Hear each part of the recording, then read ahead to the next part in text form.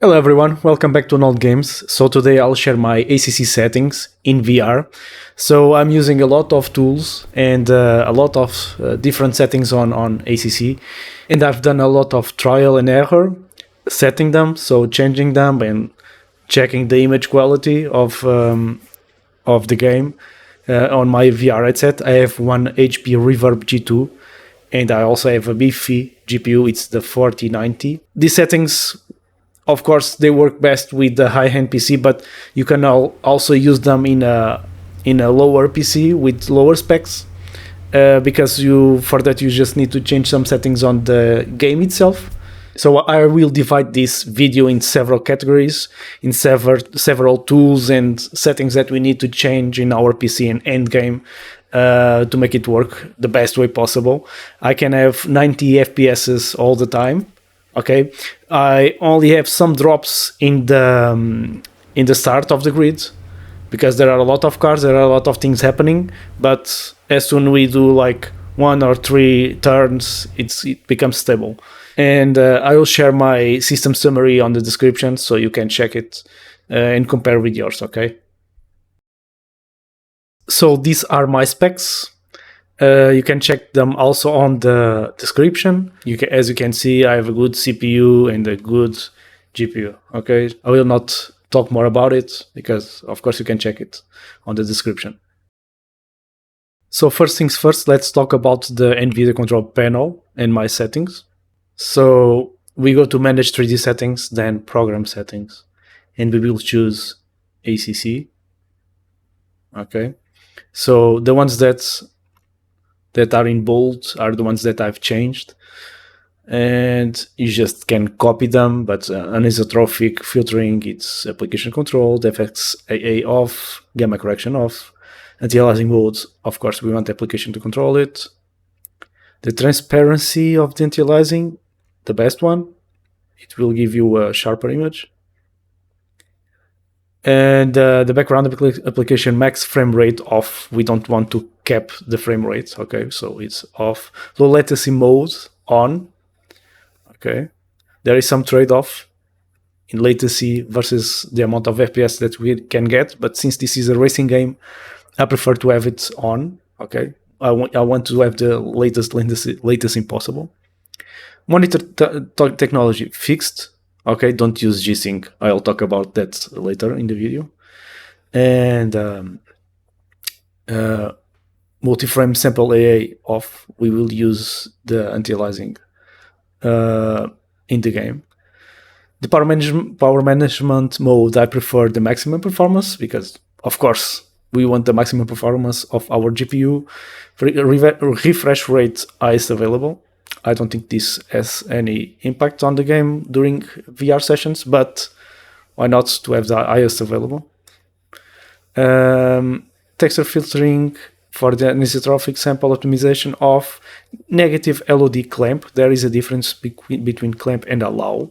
I've seen in so many forums and on the internet. I've searched for it, and clamp is the best one for VR, at least on this game. Okay.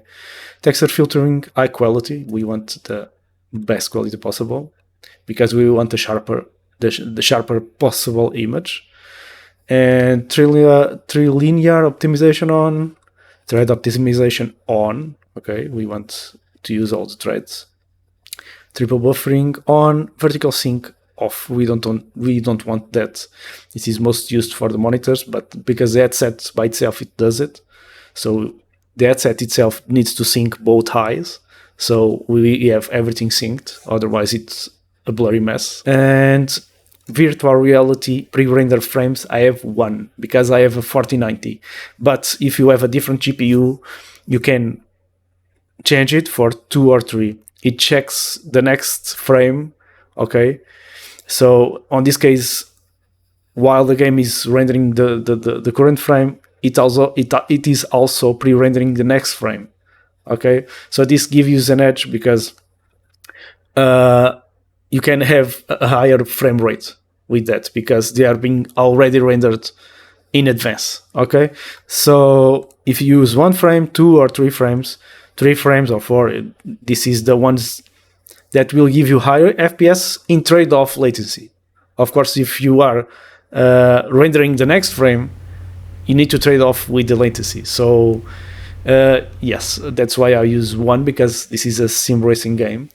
Our inputs, everything that comes to our eyes, it needs to be the fastest possible. So I'm using 1. But if you see that you are not reaching the 90 FPS, you can use 2 or 3. There is no much difference, okay? So let's go for the G-Sync, because this is something that affects the VR image. Before I had a monitor that didn't support G-Sync. This one supports, is compatible with G-Sync. And when I enable it, because I can use it in games, but when I enable it and I started a session in VR, I could see a drop like of 10 FPS. I didn't know what was happening, and I looked every settings that I had, and it turns out that it was the G-Sync that was dropping my FPS and my VR headsets. So there is a relation between the G-Sync and the VR headset. So I think the G-Sync is limiting the FPS output of our VR headset also. So that's why it's not enabled. Don't forget to disable it, okay? Because it takes a lot of FPS. Next thing is the GPU scheduling. Windows has this setting, GPU, So hardware accelerated GPU scheduling. It's on graphic settings, okay? Make it off. Don't use it. Because if you enable it, you'll lose FPS in your VR headset. I don't know why. I think it's the way that Windows works with the GPU. So I think there is some kind of wait for the next frame when we use the GPU scheduling. So that's why I could see some FPS drops on my headset. So turn it off. Don't use it on VR. Now for the Windows mixed reality portal,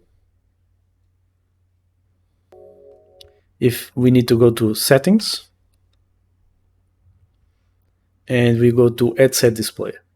So here, make it like the Cliff House, make it the quality low and resolution the lowest possible, because we don't use Cliff House. You know, this is just something that takes resources of our GPU. So here for the visual quality performance, choose optimize for performance. Don't use the best visual quality. I have a better image with optimize for performance rather than best visual quality. There is some, when I change it, I can see a bit of blurriness when I'm using best visual quality. I don't know if it's related with this headset, but optimize for performance, it has a clear picture on your VR. Okay, so use optimize for performance. There are some forums talking about that. You can check them. I will share the link on the description, okay? So the resolution, we want the highest possible, okay? And the frame rate also the highest possible. So now before going to OpenXR settings, I need to talk about OpenXR and OpenVR. So OpenVR, it's an API used by SteamVR, and it's the one that ACC is using, because we buy the game on Steam and we run it on Steam. But there is a way or a workaround to not use SteamVR or OpenVR API. OpenXR can be used instead of OpenVR. So with OpenXR, we can use the API without going to SteamVR. Okay, so we jump that SteamVR part. So that processing that is used for the SteamVR and also that latency that it causes, we will erase it by using OpenComposite that I will talk about later. So I will share now my OpenXR settings. And for that, we have the OpenXR Toolkit for Windows Mixed Reality. You can download it on the Windows Store. And here you can change the render scale to a lower value, but keep it on 100. Make the reprojection disabled, okay? Because I don't like the artifacts that reprojection does. Reprojection is basically creating frames in between rendered frames, okay? So those in betweens, they have a lot of artifacts. So when you move your head, you can see a lot of things happening on the image, and I don't like that. So to use OpenXR instead of OpenVR, there is a tool called OpenComposite. It was programmed by, I think, by this guy, Campbell. And it's a great tool because it will override the SteamVR stuff. And we can use OpenXR. So you can go to this site on SheetLab. If we go down here, we have two options to install this and use it. So you can install the OpenComposite launcher, which is like a launcher that allows you to select OpenVR or OpenXR as API to use just with the press of a button. But in my opinion, and I prefer this way, I'm using the DLLs to put the DLLs inside the game. So with the DLL, I can copy paste it inside the game folder, and it's basically the same. This way I can say to which game I want to use OpenComposite or not. Instead of going there and clicking on the button to switch for the OpenXR, with the DLL, when you start the game, it will be always OpenXR. That's why I prefer this method. So we have DLLs for 32 bits and 64 bits. Since ACC is 64 bits, we'll download this one. Okay, OpenVR API DLL, and we will save it in your computer. And then you need to go to the game folder and copy paste it to the game folder. So let's go to the game folder. I'll share all the links, and inside the game folder, let me do one thing. Okay, so on this game folder, I'll share it on the description. Assetto Corsa, Engine, binaries, third party, OpenVR version, and Windows or Win64. But before replacing the file, I'll do it for you. I usually, to back up the file, I just add to archive or create a zip file of it. Not a zip file in this case, it's a 7-zip, but I compress the file. So this is the original one, this is the one modded, and I also have this one here because sometimes I want to switch for the original one. Okay, so for example, when you download this API, I'll download it for the desktop, and it should be, where is it? My PC stuff, it's here. I had to change the resolution of my monitor for this video, so that's why all the icons are all over the place. But before copy paste or move it to the folder, just create a zip file of this one and we will have the original one. Then move it, replace it, that's it. Okay, so with this DLL, the game will start in OpenXR, not in OpenVR. Okay, before I was using a lot OpenVR because OpenXR had some problems with ACC. When I was moving my head with OpenXR, I could see the image warping, at least the dashboard letters, the menu letters. When I was moving my head, I could see the letters and the numbers being like warped. There was some kind of stuff happening on the image. But with the newer versions, they are really good now. I can see some warping in the menus, or basically the stuff behind the menus. I can see them warping, but as soon as we are racing, we don't have the menus, everything goes fine. It's the image is very clear. So using OpenXR as API, it will give you for sure like 10 FPS. Okay, so use it, it's really good. It is better than the OpenVR one. Since the game is very heavy, we can use FSR or NIS But usually those tools are only available for the flat screens, not for the VR headsets. So we can use this OpenXR Toolkit to reduce the image scale and use that tools as FSR or NIS, those algorithms, to provide us an image or almost perfect image from the native one. So I'm using OpenXR Toolkit, and I'm also using FSR to reduce the image size of the rendering. So yes, so the next thing is install OpenXR, and you can download it here. Then you just need to install it.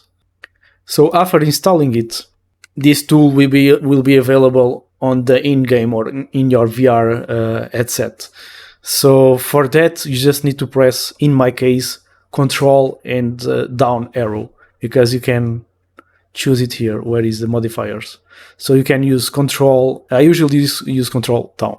Then after using Control down, I can go through the menus that I'll show you. I just need to put my headsets and show you all the settings that we have there. But here on OpenXR Toolkit, on the flat screen, you can see the games that you want to use, those algorithms, those tools, NIS or FSR. Okay, so every time you start a game, it will be captured here, and you can enable or disable it.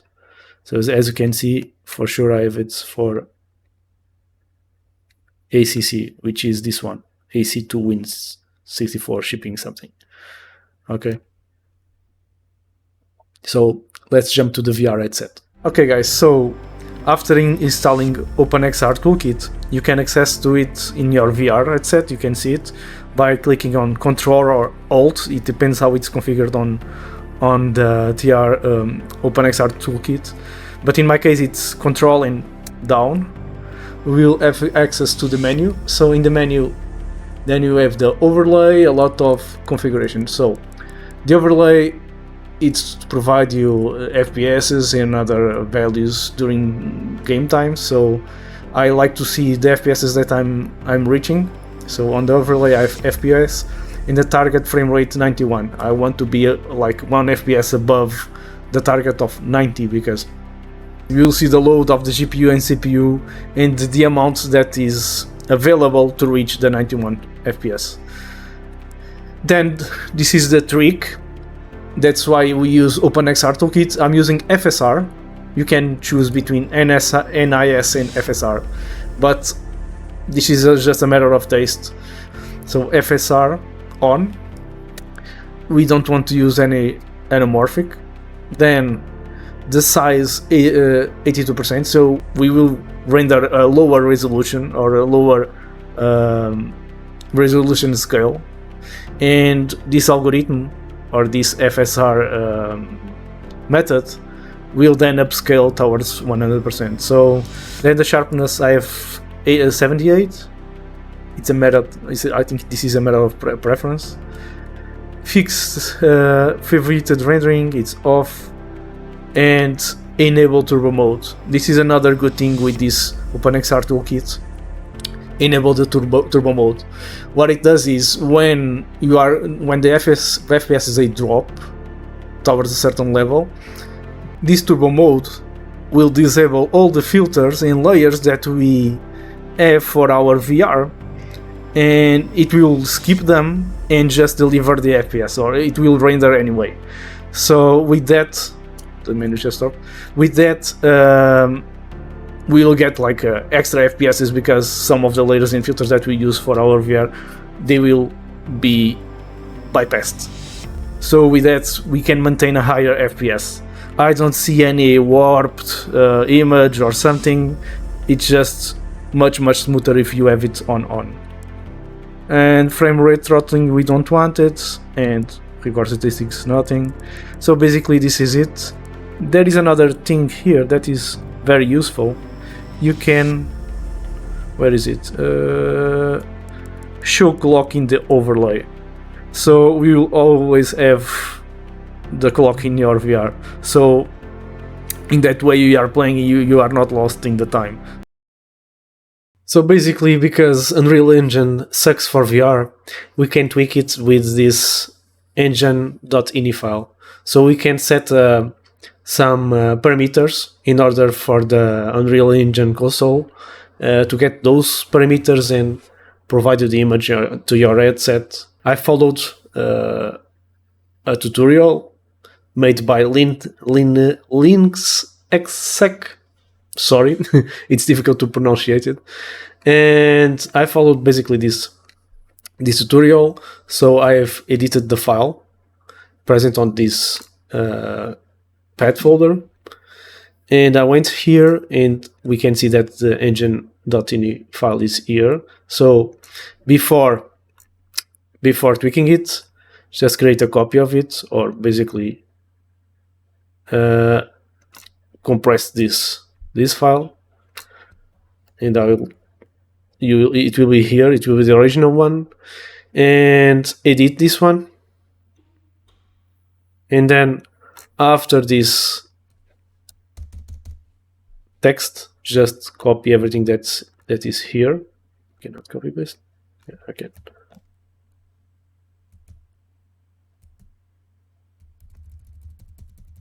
Copy it.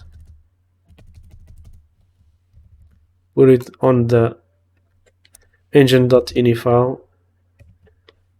Just basic copy paste. Save. That's it. So the game will run with these settings in mind. So the Unreal Engine will run with these settings in mind. Okay. You will get an extra FPS count. So use it. You can try it without using it, but for me, the image quality is basically the same, and I will get more FPSs. So when we launch the game in VR, we actually have a mirrored window of what we are seeing on the VR headset, and we can change a setting here to disable that window.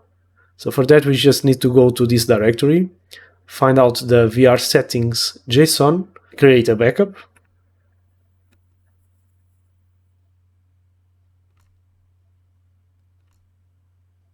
Okay, so the original one is here. Now edit this one. We need to change the spectator screen mode to 0. Save it, and that's it. We will not see the window, or the window will be there, but it will be black with no image, okay? The game settings themselves. We go to options, video, and I already have a preset I will share with you guys in the description. So resolution scale 90%, almost everything at epic, so view distance epic, shadows epic, shadow distance high. You can put it epic, but shadows in this game, they are the big deal. Especially when it's becoming night. So we have a lot of shadows, and it taxes a lot the GPU. So that's why I have it high. But if you play during the night, sometimes I use it mid or even low. Okay, but generally high, it's okay. Contact shadows enabled. I like to have them because if you disable that, it's like seeing the cars floating in the track and not being, in contact with the road. It's very annoying to see that, so I like to have it enabled. And then anti-aliasing high, because I'm using anti-aliasing in the game, and then I'm using FSR on the driver's level. So using these two types of anti-aliasing, we have a better image quality even if you use only FSR in game. Yeah, I can tell you this.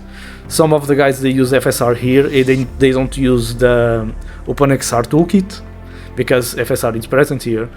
But I can see better results if you use the anti-aliasing here, the temporal one, at high.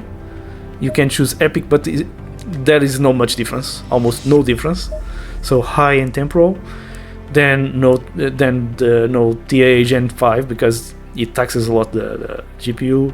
No DLSS. DLSS here in VR, it's a mess.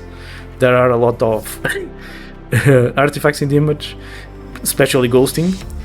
And then FSR disabled, okay, and then everything FX epic, post-processing epic, foliage, well, we don't see many foliage, texture epic, mirror quality mid, and I like to see them way behind me, so 150 meters, 45 FPS because it's half of the VR refresh rate, so I like to use 45, mirror resolution mid, and open-end visibility 32. I like to see almost all the grids, so when I go to LFM, the grids usually has 30 something cars, so 32. You can reduce it, it's up to you, it's up to your taste. And then the VR pixel density, this is one of those settings that changes a lot of the image in VR. So, and also it beats a lot on the GPU. So on my case I'm using 130. Usually it's good enough. It depends on the track, but some tracks you can use like 135, 140, but for the sake of never touching the presets, the video settings, it's always like this. And then quality epic, temporal upscaling enabled, bloom quality epic, volumetric fog. This is something that also taxes a bit the GPU, so I have it disabled. It's those things that they are not needed while we are racing. Foliage epic, car LOD 70. I think it's enough. Some people like to have it at 100%. I think this car LOD quality changes if you are closer to the car or far away from the car. So if you are far away of the car, you don't need so much detail. So 70, I think it's a good in-between point. So I think when they are very, very far, the quality of the cars, they change a lot towards 70%. But when you are very close to the car, you can see the entirety of the car. It will become 100%, I believe. Okay, so it will be enabled, advanced sharpening filtering enabled, saturation 100%. So those are default settings when we install the game. Okay guys, I will share this. Another thing, frame rate limits, don't limit here. It will limit the frame rate on your headset, okay? And VSync disabled. We don't want to waste resources on that, even if you are using the monitor, okay? Thank you for staying with me. I hope this guide will help you. And don't forget to subscribe. Click on the bell icon to receive the notifications. And see you on the next video. Thank you.